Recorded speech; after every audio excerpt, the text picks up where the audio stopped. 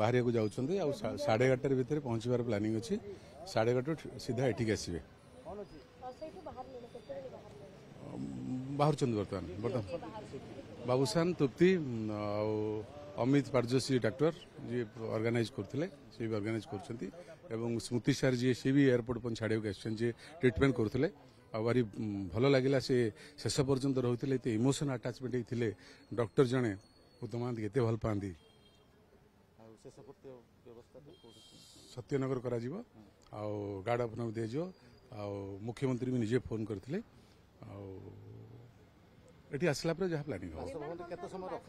विमान बंदर सीधा घर को आसवे लोक डिमांड नहीं लोक समस्ते आपण मानक देवे आम टी अन्य व्यवस्था अच्छु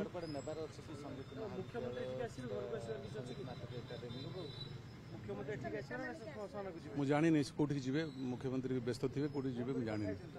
हाँ फोन रे कथा आज्ञा सत्यनगर मसाणी दे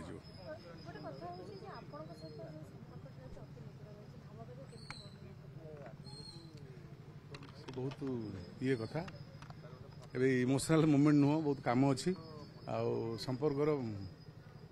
माने हिसाब कर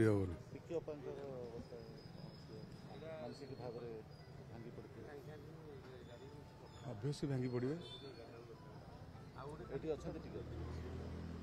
स्वामी की सागर लगी सेवा करते प्रति मुहूर्त लोक दीटा कम करते वाच करते दुखद कथा जो भी भाई जो था आत्मा शांति रो जय जगन्नाथ मुझे प्रार्थना कर